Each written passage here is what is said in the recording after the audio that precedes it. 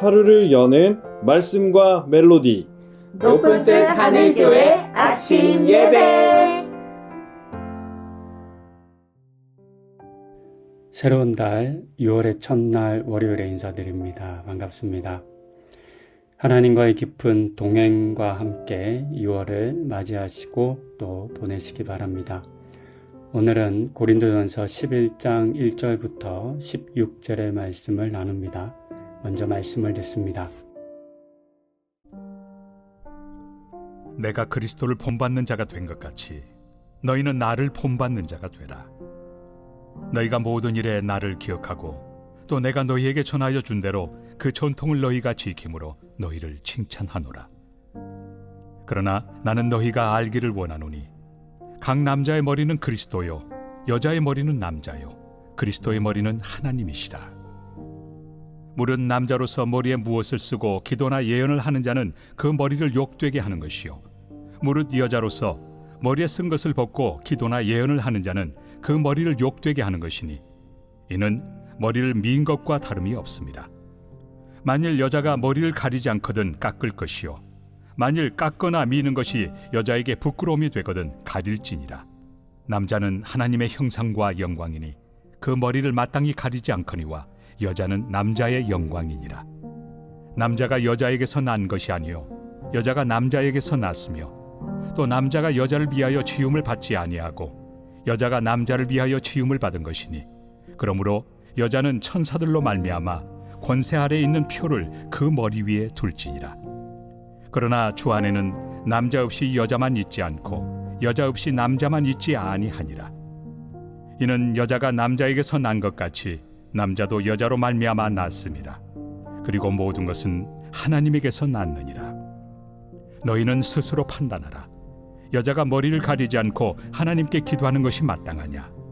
만일 남자에게 긴 머리가 있으면 자기에게 부끄러움이 되는 것을 본성이 너희에게 가르치지 아니하느냐? 만일 여자가 긴 머리가 있으면 자기에게 영광이 되나니 긴 머리는 가리는 것을 대신하여 주셨기 때문이니라.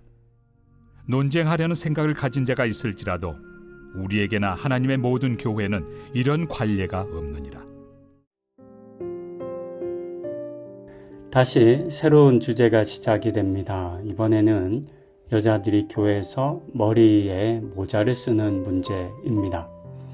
모자라고 했지만 오늘날과 같은 모자는 아니고 스카프나 또는 두건 같은 종류로 생각하시면 되겠습니다. 이 본문은 현대사회에서 여성 차별적인 본문의 대표적인 예로 사용되기도 하고 이 권면으로 인해서 바울은 여성 차별주의자라고 불리기도 합니다. 남자와 여자의 성평등이 과거와는 비교할 수 없을 정도로 개선된 현대인들의 시선으로 보면 충분히 그렇게 보일 수 있을 것입니다. 하지만 그렇게 되면 본문의 원 의미와는 상당히 동떨어진 해석을 하게 됩니다. 그리고 자칫 이 본문을 여성에 대한 남성의 우월성을 주장하는 것으로 오해해서도 안 되겠습니다.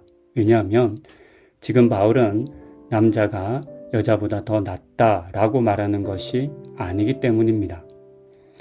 한때는 이 본문을 해석하며 당시 몸을 파는 일을 하는 여성들이 머리에 아무것도 쓰지 않고 가리지 않았다라고 말하며 교회에서 그렇게 되면 몸을 파는 여자로 오해를 받을 수 있고 그로 말미암은 혼란이 있었을 것이다 라고 주장을 하기도 했었습니다.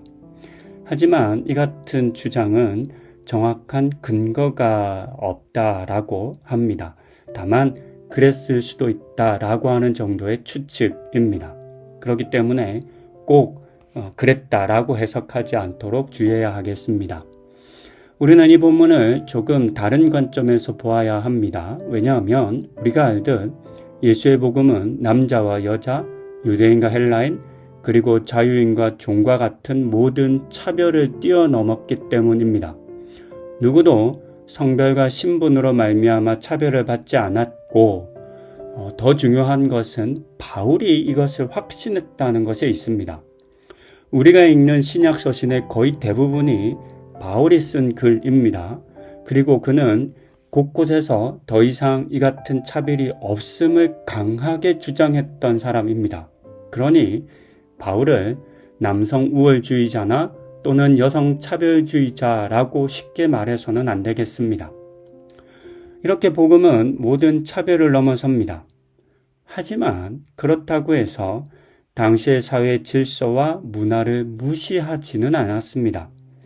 우리가 알듯 서구 사회에 기독교가 전해진 이후에도 오랫동안 노예제도는 계속 유지되었습니다. 인권에 대한 의식이 더 성숙하고 노예제도가 반성경적이다라는 깨달음이 있기까지 굉장히 오랜 시간이 걸렸습니다. 뿐만 아니라 그와 같은 생각을 대다수의 사람들이 공유하기까지도 오랜 시간과 또 많은 어려움이 있었습니다. 복음이 전해진다고 해서 오랫동안 형성되어 왔던 사회의 가치와 관습과 문화가 순식간에 바뀌는 것은 아니라는 사실을 알 수 있습니다. 그런 점에서 오늘의 본문을 해석해 볼 수 있는데요. 본문이 여자에게 머리에 수건을 써야 한다라고 말하는 것은 여자는 여자임을 밝히고 남자는 남자임을 밝혀야 하기 때문이었습니다. 이것이 당시의 문화입니다. 남자와 여자는 다르다는 것입니다. 당시 문화에서 남자는 머리를 길게 기르지 않았습니다. 기르면 문제가 되었습니다. 그 내용이 14절에 기록되었습니다. 반면 여자들은 머리를 길게 길렀습니다. 이처럼 당시에는 머리의 길이와 모자를 쓰는 것이 남자와 여자를 구분하는 하나의 기준이었습니다. 그리고 그것이 관습이었고 또한 문화였습니다. 문제는 고린도 교회 성도들 중에 이것을 차별이라고 느낀 사람들이 있었다는 데 있습니다.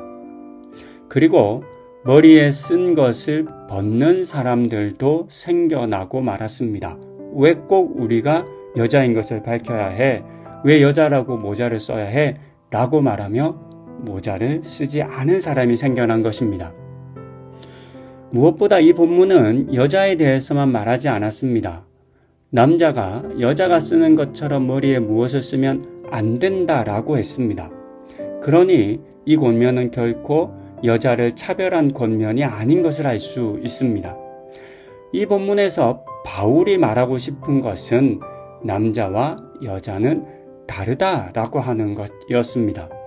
그리고 이 다름은 하나님이 정한 것이기 때문에 바꿀 수 없다라고 바울은 생각했습니다. 그래서 바울은 16절에서 이것을 부정하거나 논쟁하는 것은 불가한 일이다라고 강하게 말한 것입니다. 성경이나 또는 과거의 소설이나 작품을 오늘날의 관점에서 바라보면 해석할 수 없고 이해할 수 없는 경우가 많습니다. 가끔 옛날 영화나 드라마를 보게 되면 식당에서 심지어 지하철에서 담배를 피는 장면을 쉽게 볼 수 있습니다. 오늘날의 관점에서는 이해할 수 없는 몰지각한 행동일 것입니다.